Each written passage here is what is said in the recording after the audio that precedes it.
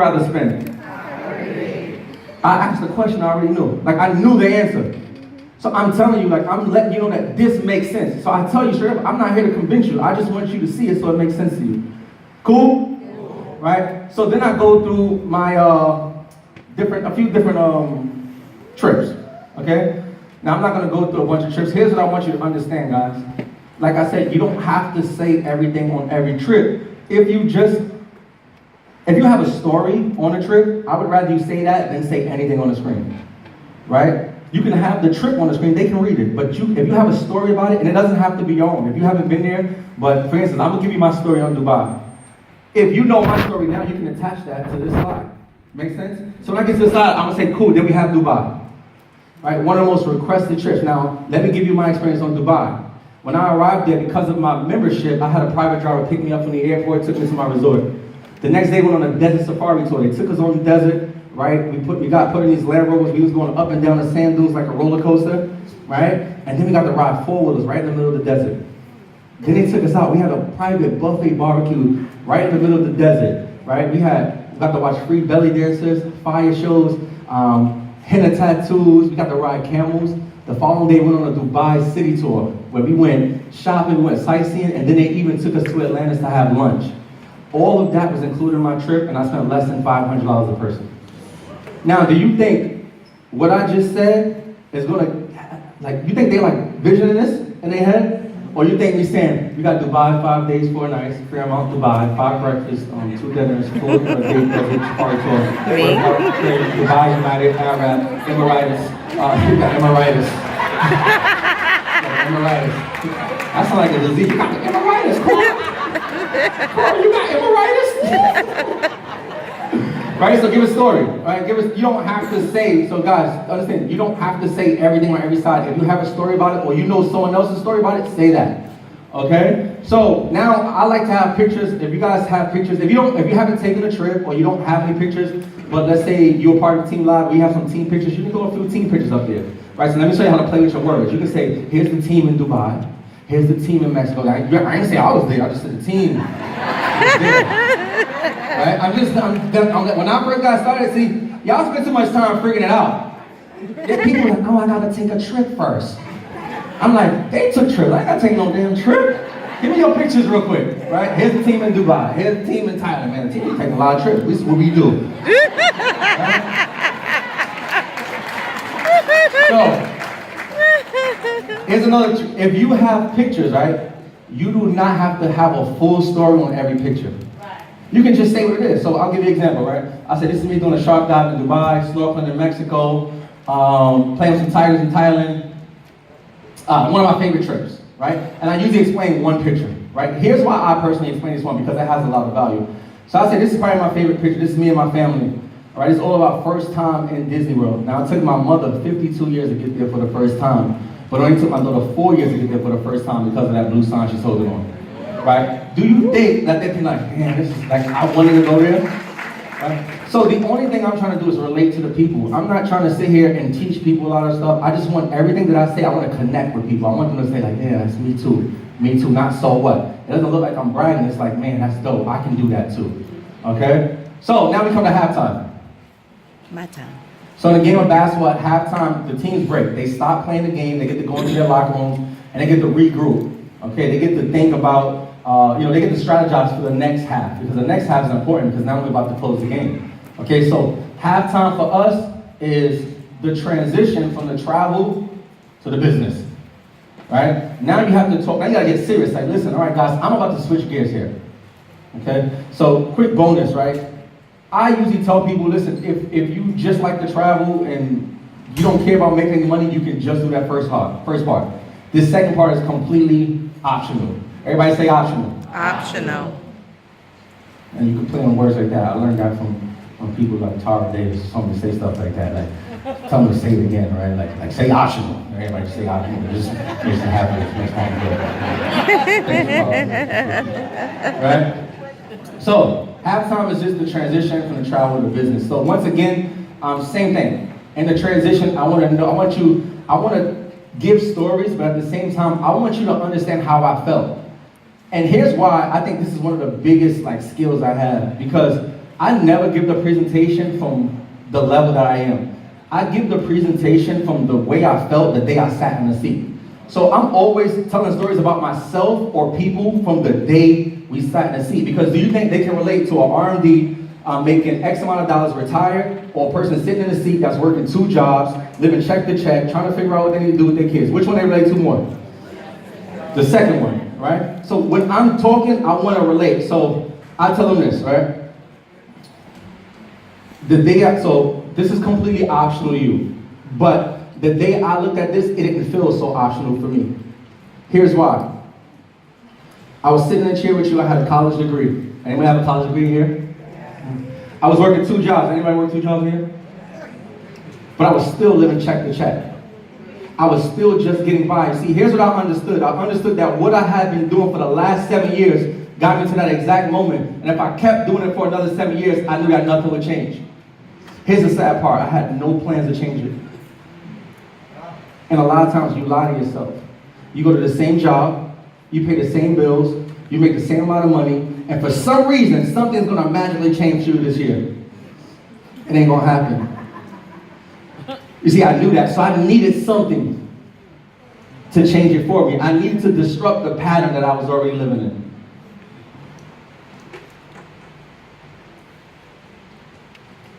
Now I'm going to talk about network marketing again, because I know it's on their mind. Here's the reason why most people won't even sign this. They won't even start, because they're afraid of the words network marketing. They're afraid of sales. They're afraid of direct sales. And I don't understand why. Because when you look at it compared to other industries, they're actually dominating. Compared to the NFL, movie, music, gaming, direct sales does $183 billion a year. But we're afraid of it. You see, here's the problem right now. The problem is, what caused us to be successful in the past, go to school, get good grades, and get a good job, is the same things that will cause us to be unsuccessful in the future. And the reason why it's a problem for you is because you're sitting right in the transition stage. You're taking advice from your parents and your grandparents that use those success principles, but those success principles don't work today. So if direct sales ain't for you, that's totally cool. If you don't understand the kind of world we live in, you screwed. You screwed. Right? Because I have nothing against jobs, but I've never, maybe it's there for you, I've never ever heard somebody get up out of a job saying, all right guys, that's it, I'm financially free, man, I'm out of here. It was always something else. Right? Here's the kind of world we live in. We live in a world where a 6-year-old boy named Ryan can make $11 million in 1 year by reviewing toys on YouTube. I don't know if you guys heard of Main Lee. Started a hair extension company, $500 just to make a little extra money. Turned into $1 million company, wrote a book about it, right, through social media. This is the kind of world we live in. Amazon, Jeff Bezos, started out selling books, now Toys R Us is going out of business. Net worth $115 billion, right? And we all know about social media. Mark Zuckerberg, net worth $74 billion on social media, right? So if you don't understand that this is the kind of world we live in, you're simply going to get left behind. You don't want to miss out. That's the next thing I do. I'm always telling them, I'm always informing them of the position that they have right now. And if they leave out these doors, they're leaving something behind, right? This is Gary Vee, multi-millionaire, right? This guy says the biggest mistake that he's made is not investing in Uber. He had an opportunity to invest in Uber when there was no cars on the road. I want you to imagine being in a room when history was taking place and you did nothing about it. How would you feel every time you went to an Uber? Like, that would be a curse in your house. You better not say Uber in this damn house. Say Lyft. Right? So this deal, man. Let's move this right along, guys. I just want you to understand. Here's my whole point. I'm going through this and I'm about to finish this up really quickly. But I just want you to understand it's all the mindset, guys. There's nothing that I do specially. we have the same exact, like, not the same exact presentation, but we say the same things. It's the same thing. This is, you get a travel at a discount, and if you want to make money, you can share the travel membership, and you can make some money. We all do the same thing. It's just our mindset going into it. You guys already have what it takes, is that you're just not looking at it. You're coming up here, and you're just saying whatever's on the screen, instead of just thinking like, damn, like, what are these people thinking about when they come here? All right? So second half, and basketball is the second half of the game. You know, that's when the game closes out. It's like the business part of our presentation. Now, with the business part, I want you to understand this, guys. They're not going to remember 95% of what you're talking about. Just find ways that you can relate to them in your presentation. So I like the residual income slide.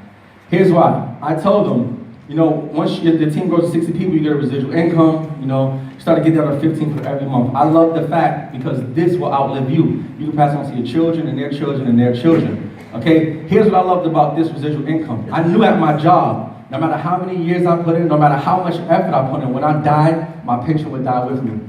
But with this, when I left this earth, the people that I left behind will be taken care of forever. All right? So at the first level residual income, you're bringing about $630 on a monthly basis. Can't quit your job with that, but it adds value. You help pay some rent, student loans, credit card bills. They go in their mind like, what can I do with an extra $630? Apply it to your mortgage, your car note, child support. Right? And once again, and I just tell them, listen, I'm a regional market director in this company. With this company, they give me $1,000 a month to pay for my car. Now, here's a bonus. Everybody say bonus. Bonus. When you start to get good at this, you don't have to pick a designated time to give your story if you're the presenter. Like, you just say it throughout, like, when it makes sense, you just say it throughout the presentation. So I tell my regional market director, but then I just get into some stories, right? I tell them that, how many of you guys on this screen? If you in there, who's a residual earners? Everybody look around these residual earners. Here's what I love. This is for you too, because I tell us to the prospects. But I like the fact that my friends get to win with me. This ain't something where you win and nobody else is like, raise your hand with my residual earners. These are my friends. Look at this. What's up? What's up? What's up? When we go to eat, anybody can pay the bill. What's up? Don't act like y'all know y'all get to the dinner and there's that one girl like, oh, y'all know Keisha, she ain't gonna have it, she ain't gonna have it. Y'all told Keisha how much it's gonna cost in there? Right?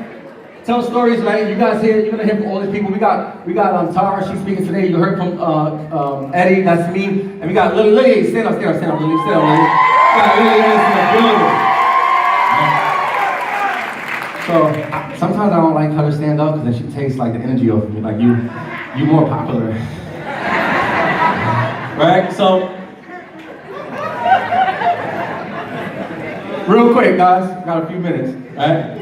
So, in the game of basketball, we have something called substitutions, right? So, a substitution is probably a person that they wasn't in the game. Like, you have 5 people playing a game, then a substitution is a person that's been sitting there, he's been resting, so his legs is fresh. So, he comes in the game, he comes to the game to add value, right? But if they don't do their task, like their responsibility, they can hurt the game. You can lose the game if they don't play. So they have a small part. It might not be on the court for that long, but it's very significant, okay? And that is testimonies. Your part that you play, like you're not going to be standing up there the whole time, but your part is very important if you do it the right way. But if you do it the wrong way, you're going to hurt it, right? See, me as a substitute player, when I come in the game, it's not my game to be the star player. It's not my role to be the star player, right? So if I come in, I start doing too much, and I start repeating what, like trying to do what the all-star players do, and I start shooting shots that I know I can't make, you mess up, right? So in the testimony, if you come up here, this ain't your time to start repeating what we just said in the presentation. This ain't your time to be the star player. You gotta play your role because your role is significant. This ain't your time to give us all those, listen, when I came in, my life is becoming better because it's, calm down, right? Just listen. Come in, testimony. Say your name, what you was doing before Road Ventures, right? When you got started and what it's done for you. The end. 30 seconds. All right? Now here it is. We're closing this out, all right? Finally, the game is about to be over. The close is very important, right? But let's not get this mistaken, right? In the game of basketball, the close means the game is over. You can do one or two things. You can either win. Everybody say win. Win. Or lose. Lose. Right? Very simple. The close and Road Ventures, they're going to even say yes or no. or no. Some of y'all get afraid of asking for the money, and it never I don't know why. Because we're used to paying for things that we like. Have you ever went to a restaurant? You looked at the menu, the presentation. You picked your meal, membership. You ate it. They came with the check and said, cool, ready to pay. They went, oh, I gotta pay now? Oh, I didn't know. I get paid on Friday. No, you go expecting to pay, right? So, the only reason they're telling you a later date is because you're giving them the opportunity to know that another date exists. I want you to know that today is the only day. They're like, well, can I do no date? No. Right? So here's the deal, guys. With the clothes, simple. Just ask for the sale. But for what I do is I just also answer some of the objections, right? And this will be the last thing I say. I'm going on my experience. And don't feel like you need to make up a story to relate to your presence. Like I said, use other people's stories if they don't. This is really my story. So I remember the day I sat in the seat and I was looking at this. To be honest, I didn't understand 95% of what I just saw. I know that stuff. I know I didn't understand it. I didn't understand 95% of what I just saw, but what I did understand was the position. I understood the position I was in and the position the company was giving me. Here's what my life looked like. I made it look good for everybody, but when I went home and looked in the mirror, I was messed up. I was broke on the inside and in the bank accounts. That was bothering me. So I knew I needed something different. I barely had enough money to get started. And some of you are sitting here today and you say, I don't have enough money, so I can't do this. I said, I don't have enough money, so I have to do this. Because I felt bad being a grown man, 28 years old, and couldn't afford to make a simple $400 decision for something that I wanted to do. That pissed me off. So I took the little bit I had and I got started. Some people holding on so tight to the little that you have that you never open your hands to receive the blessing ahead.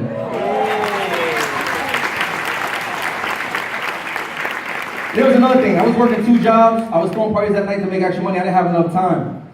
But I didn't use that as an excuse.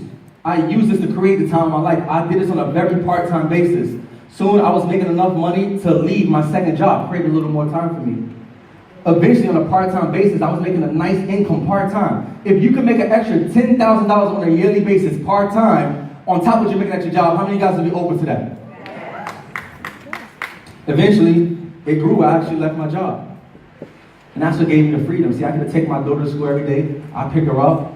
I take her to dance practice. I get to spend a lot of time with my family. That's something I couldn't do before. I'm the dad that's always in school. And I know because I see parents come in and rush out. And I know that they're not leaving because they're bad parents. They're leaving because they have to go to work to provide for their children. But what if you could make the same money that you make right now, but you didn't have to physically be there? How many of you guys would go to your children's school more? How many of you guys would do more things that you want to do? How many of you guys would travel more? How many of you guys would take care of your parents? How many of you guys would do more things that adds more value to your life versus being somewhere that you don't want to be? So I'm looking for a simple yes or no. Right? Tell me yes, tell me no. Gotta go. See y'all later. So see y'all later.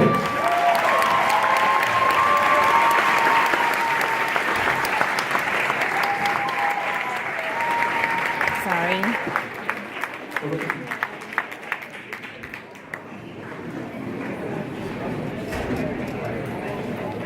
I didn't know you were that close. I'm doing this. I didn't realize you were so close. Give it up again for Jerrell.